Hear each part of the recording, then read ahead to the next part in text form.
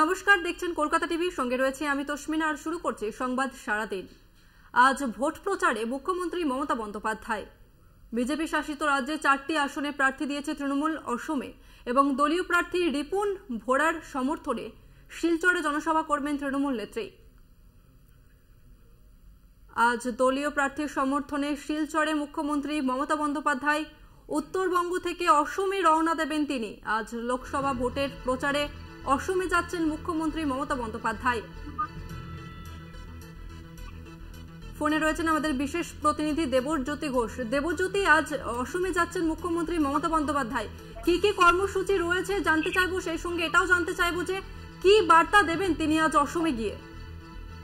দেখো, এই রাজ্যের প্রচার প্রথম পর্বে শেষ করে তিনি আসামে যাচ্ছেন। আসামে তৃণমূল কংগ্রেসের প্রার্থী রিপুন ভোরা, তিনি শিলচর আসন থেকে প্রতিদ্বন্দ্বিতা করছেন। সেই আসনের প্রচারে তিনি আজকে যাচ্ছেন। তৃণমূল কংগ্রেসের এবারের আসামের যে প্রার্থী নির্বাচন তা কিন্তু অত্যন্ত গুরুত্বপূর্ণ, কারণ জাতীয় দলের শিরোপা বজায় রাখতে গেলে তৃণমূল কংগ্রেসকে এই আসাম আসনটি জিততে হবে, এবং সেই মতোই কিন্তু শিলচরে তৃণমূল কংগ্রেসের গুরুত্বপূর্ণ প্রার্থী রিপুন ভোরাকে তারা প্রার্থী করেছেন।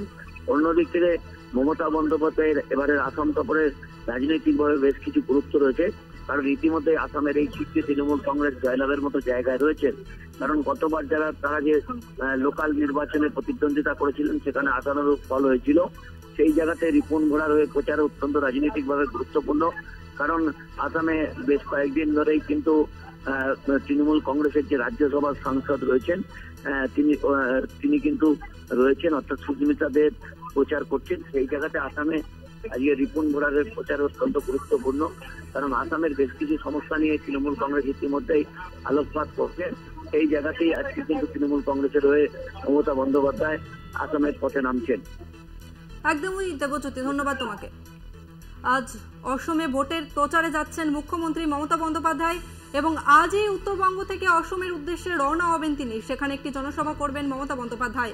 অসমে মোট 4টি আসনে প্রতিদ্বন্দ্বিতা করছে তৃণমূল। সেখানে ভোট পরিচালনার দায়িত্বে রয়েছেন দলের রাজ্যসভার সাংসদ সুস্মিতা দেব। আপনাদের আরো একবার জানিয়ে রাখবো, আজ ভোট প্রচারে অসমে মুখ্যমন্ত্রী মমতা বন্দ্যোপাধ্যায়।